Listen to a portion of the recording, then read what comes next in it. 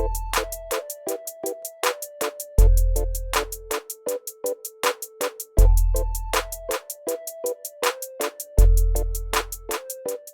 everyone, today we have Kristian Fosh of Escape from Flat Earth. His game is on Kickstarter. It's actually already launched with over 100% backing on Kickstarter, so it's doing fairly well. It's a cool game because when I see the illustration and I see the cards, I think of really like a fun and like kind of chaotic game almost when I see the illustration. So Kristian, I'd love to hear more about your game and like how it plays and what exactly the Escape from Flat Earth means.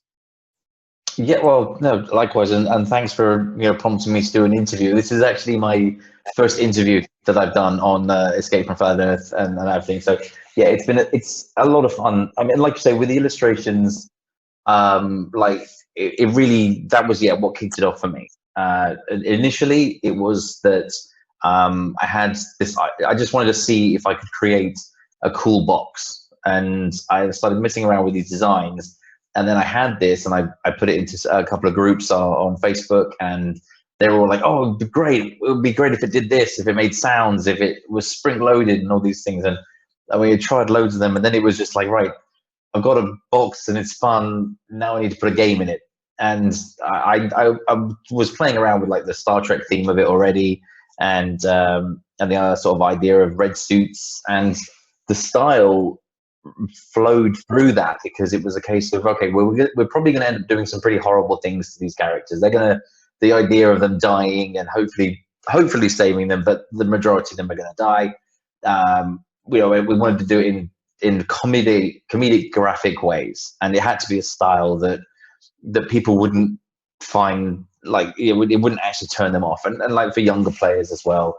So we wouldn't actually kill them, but you would see the impending doom, or the attacked cards as they are, and stuff like that. So, and it was also a chance to do a style that was fun. And in my day-to-day job, I'm a UI UX artist for digital games, and a lot of what I do is very it's very, shall we say, grown up. It's very mature. Sometimes it's very it's like just very how do I do it without sounding like I don't like my job? Because it is awesome to make games for a living and then do it for a hobby too. I think the challenge is it's very structured, very linear, and this it's very hand drawn. It flows and it's colorful and it's fun. So that was what it was always really about, making something that was fun, like you touched on, chaotic, and it's a kind of game that has appealed to a lot of friends. It's quick. It turns around nicely. If you win, you lose. You can start another game almost immediately, and it works out really nicely. And so far, like I say, the Kickstarter just blew my mind and my partners too, just how well received it all was in the end. You sit on an idea for so long, you put it into groups of like-minded people, and after a while, you're thinking, okay, let's just see if it works. And day one, we were like, wow, we hit thousands of euros, dollars in it was just like, okay, the next 3 weeks are going to be a ride. But it was amazing, a really good time. Yeah, I know, it's definitely amazing. I mean, the game, for one, looks very creative. I love the illustration style, and I can only speculate as to why it did so well, but I'm sure that's because people also love the illustration style. The video that I saw on the Kickstarter looked very creative and fun, kind of like a cartoon almost, right? Like that kind of like funny sense to it. So I'd love to learn more about how the game actually plays. Can you tell me about how long normally and how it works? Often, it's one of those things, like we gave the option, so to give an idea of like, for first of all, gameplay, the idea is that it's a narrative creation in as much as, so each player gets 3 of these red suits who become like they're awaiting, or who have gone on to Flat Earth, and so everyone is set up and they've got these 3, but they effectively become your lives, and cooperatively you are creating a timeline, and you can have that as a 10 event timeline, and each of these event cards has just a tiny bit of story on it, and when you link them all together, it creates like a unique timeline narrative that starts with they've beamed down to the planet, and at the end escape from flat Earth, and everything in between is because of the random order that it will create is always different.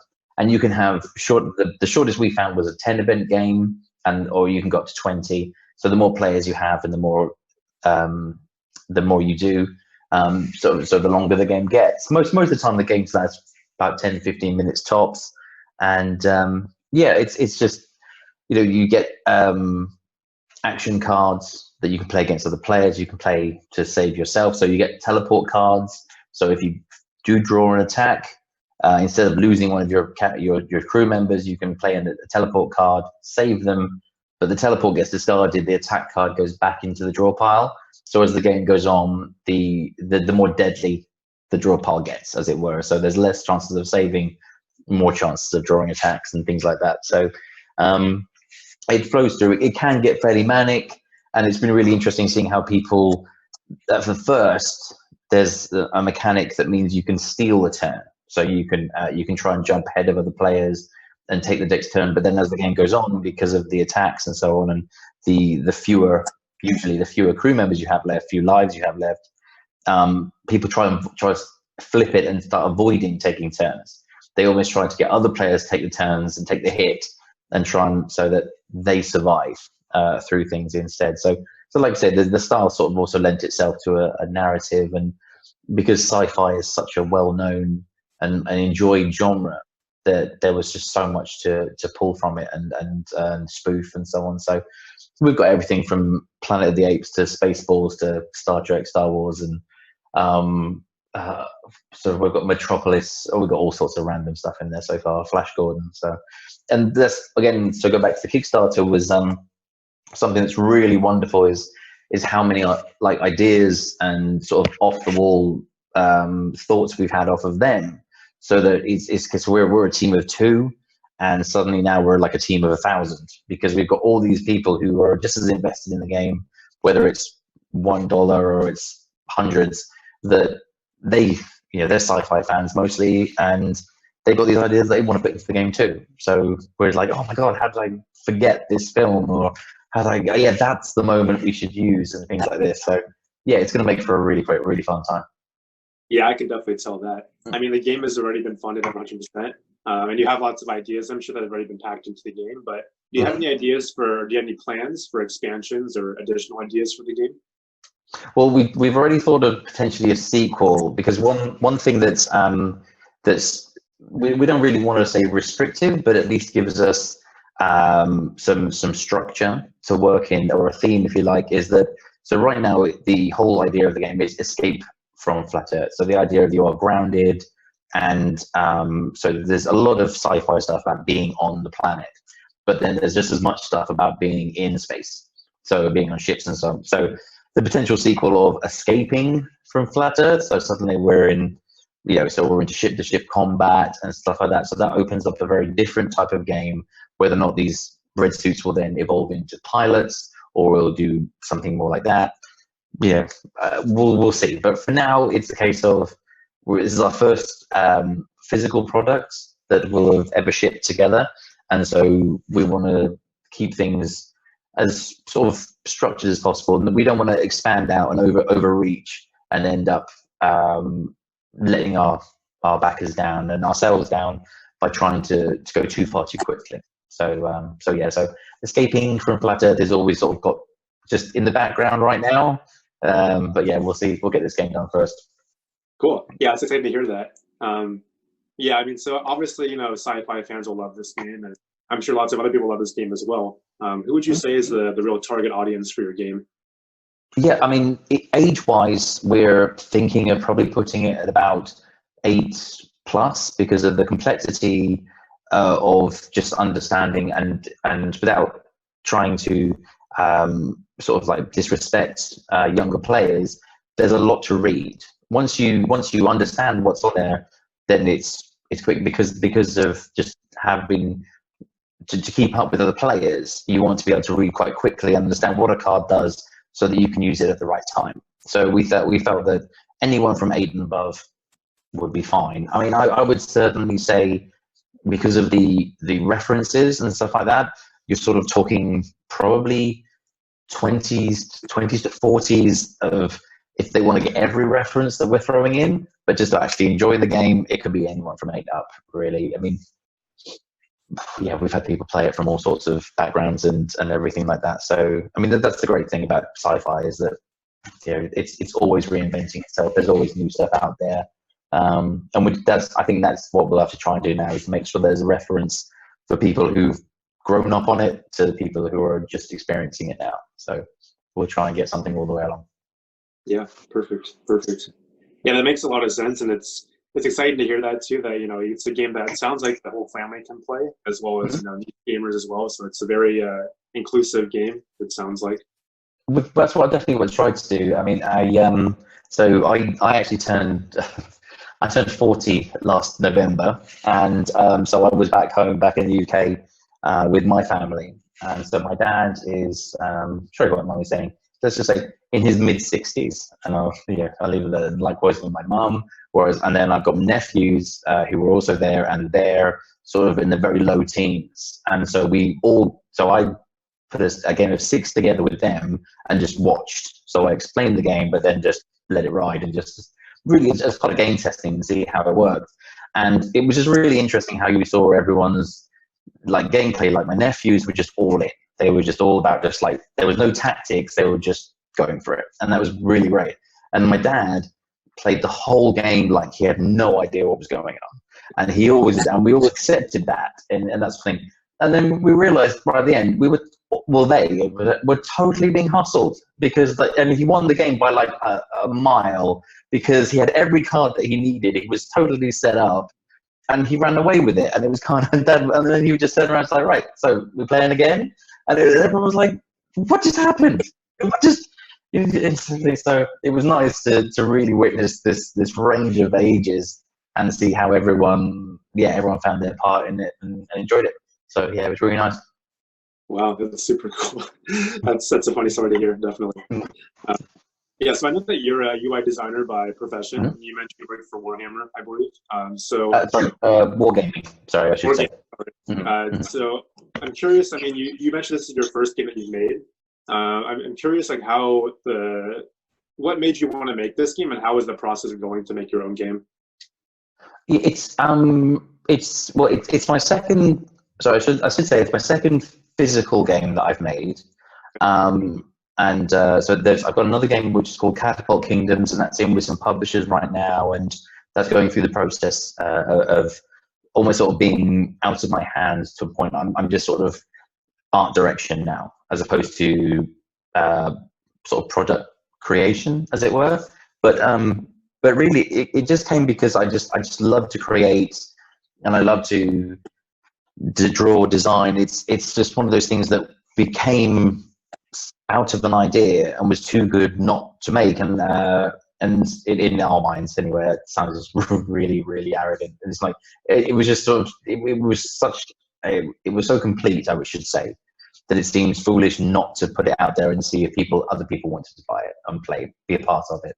Because I was just playing it against my now partner Quentin, and he just asked if he could be a part of it. And I was like, well, that'd be amazing. Really? You want to be part of this thing? I'm drawing on the commute to work and in my evenings in front of the TV and everything. And I have to say, it wouldn't be hard the game it is now without him, because he's having someone else to bounce ideas off of and try things is so much better than just sort of sitting there thinking, yep, this is just the way it works. There's only so many ideas you can come up with on your own, I think. And like we were talking about earlier, there's a huge community out there of people who, even if they're like miles deep in their own development, they're willing to lend a hand, and they're willing to push outside of that. And that's been really lovely too. And just having someone I can meet up with regularly.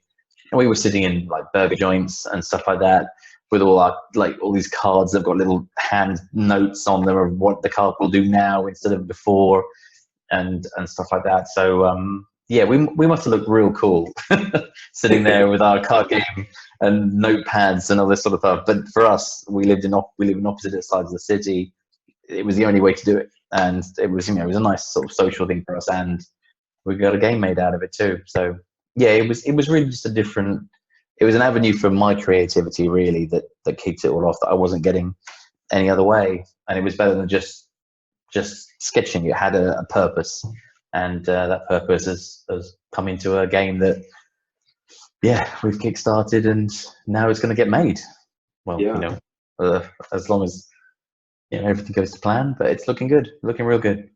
Yeah, that's really cool to hear. I mean, obviously, people like this game. They've backed it very well, and they continue to back it, right? So, I'm curious, like your thoughts on.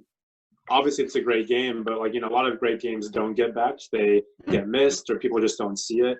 What do you think was a huge factor as to your success when many of the games don't see funding? That's yeah, to be honest with you, yeah. I mean, we've been asked by a few people, like, my game's not doing so well. Any ideas? Any thoughts? And it's really hard. I mean, I think with us, we got really lucky. I mean, we hit, especially with the with COVID or coronavirus kicking off right now, really affecting people's rightfully affecting people's willing to spend on things, and their different personal circumstances changing on a daily basis. I think we hit it at just at the right time. We hit at a very good price point. I think there's so many different factors. I think keeping your target to something low that people can hit. I think people like seeing an early success. Certainly, I think that really worked with us.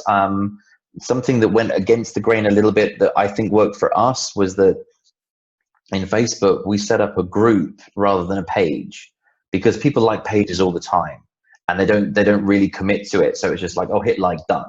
But with the group, you literally had to, for us, and all we said was on our group application, as it were, because, sorry to say that, with a group, you have to apply. You don't just like it and move on. You have to apply in something. So we have a much lower number than we might have on a page, but all these people are actually like committed to a different level, as it were. So we got a lot of people. We were getting a lot more comments. We were getting a lot more ideas. And with the group, people see it so much more. Even when comments go on, then it shows through their feed a lot better. So really, we were already straight away creating a more of a community rather than almost like an advertising space, and stuff like that. So it was something that worked for us. I don't know if it made that much of a difference, but for us, we had a few hundred really dedicated people, who a lot of whom became ambassadors for us in the different groups, spreading the word for us, and being involved from a much earlier point of view than people who just got the game for themselves and were sort of done. So that kind of thing made. I mean, we did, we made an email list and newsletter list and all that sort of thing, and really just shout about it, but hopefully not to the point of annoyance. And I think, we were perhaps stylistically different to anything else, really, and not in a massive way. I wouldn't say we're massively original at all, but there's a lot of sort of high detail fantasy. There's a lot of sort of 80s retro I'm seeing a lot of, because of the natural state of when board gaming was in its, so we say it's in golden age and stuff like that. So you're seeing a lot of that, and you could box things in, and you could see, and people are just repeating and that sort of thing. So for us, we had a small target, relatively small target, and we had a style that was different. So I think it fit. We fit at the right time in the right way, and we got picked up. So I think if the only other thing I would say to anybody else who's kickstarting and are doing is just totally put your heart out. Show that this is something that is a dream, and if they could help you achieve that dream and be a part of that, and we could all work together. And instead of don't market it as a product, it's just something that is really personal to you, and it's just something that people can be involved in your story. That I think is the core of Kickstarter, and I think it's been forgotten a lot with some of the massive like Simon marketing tools and stuff like that. It's not a pre-order store. It's a place where little people can make something special. At least it should be, in my mind, maybe. Absolutely. That's really great insight. I want to touch upon more about your comments about building community. I think that's a really Mhm. smart and the idea that everyone should be doing. Like you mentioned, I mean, a lot of those people became ambassadors for your product, right? Once Oh it was yeah. up. So I think that's really smart. I was curious, your thoughts about, what was your strategy when making that group, as well as how long did it take you really to maybe feel comfortable that the group was large enough that you would see success in your game? I think yeah. For me, it was a case of, well, I'd always sort of picked a point at which we wanted to kickstart, and we set ourselves a date and a target, and it was a case of like, so we sort of put a production schedule together. So when the game would be kickstartable, so we had enough art to show the game incomplete. So even though when we produce it, every card will be unique. Right now, all the cards at least had an illustration for each type. So the recruit card has an illustration, the like the sabotage card has an illustration, that sort of thing. And then as so we sort of got to that point, but we were building our community from day zero. From as soon as we had the idea, and as soon as we had the name, we put a group together. We bought the website domain, and we so every time there was an opportunity to sort of say, all right, we'll put some artwork out there or some ideas out there, and just always put the group name in, and leave it at that. So let people find it if they wanted to, and just engage people at every turn. And it does. I mean, we never really had a marketing budget. We never bought any Facebook ads or anything like that. We paid. I think the only thing we did was we paid a couple of reviewers, and I would say even that I can't really put a value on that return as such, because a lot of the reviewers we didn't pay, and I don't know if they brought more people in than the paid ones or not really, but we had no actual budget for it, and so you just have to do the legwork. You have to be involved with people and not just talk about your game, talk about their game, and do back and forth. And like you said, treat it as a community. Don't treat it as a marketing tool, as a way just to shout about what you're doing. Get involved in what other people are doing, because at the end of the day, it's the ideas shared can spark off ideas in yourself, and also keep you motivated to see your project through, because other people are struggling too. So you're sharing that journey with them. Yeah, it's a lot of legwork. It's a lot of a lot of time sitting there, like answering comments and taking messages from people whose ideas are never going to work in a million years in your game or any other. But they're so passionate about it. They think it's such a great way of doing things, and you're like, you want to sort of talk to them, because these people could be throwing like so many other people your way when the community wants to build, or who knows. It's never worth putting any idea down or any person down. It's just trying to make sure that everyone gets a bit of time, your time, and you do too. So yeah, it's putting the time in. It's really a lot. It's an effort, but if you believe in it, then you'll make the time for it, I guess. Yeah, absolutely. I think that's why this has to be a passion. Like you mentioned, it should be a passion, not just about, selling products, right? Because if you look at it from a, cost perspective, like you're probably not going to make much money from like your time and put into it, right? It's more so like you're doing this because it's a passion project. It's a lot of fun for you. You want to share your ideas. And with that, I think that makes it a lot easier, right? Because if you just look at it as a, money making device, then it's not worth your time probably, right? You can definitely, you definitely can see those projects where people are just like, oh yeah, I'm just like, they just basically, and you see just like how like the names aren't even that different from the game they're obviously trying to copy, and you're just like, well, why would anyone buy that when they have the original, which had the passion and shows it, and yeah, it's crazy sometimes. And yeah, you can understand, because like we were saying earlier as well, there's been a lot of successful board gaming on Kickstarter. So people see that and they flock to it, and they're like, oh well, I'll just invent any old thing, or I'll just reinvent some other game, and like everyone will obviously just throw money at it, and then it bombs. And yeah, it's got to be a passion. It's got to build that, and if it's not, you won't see it through, if nothing else.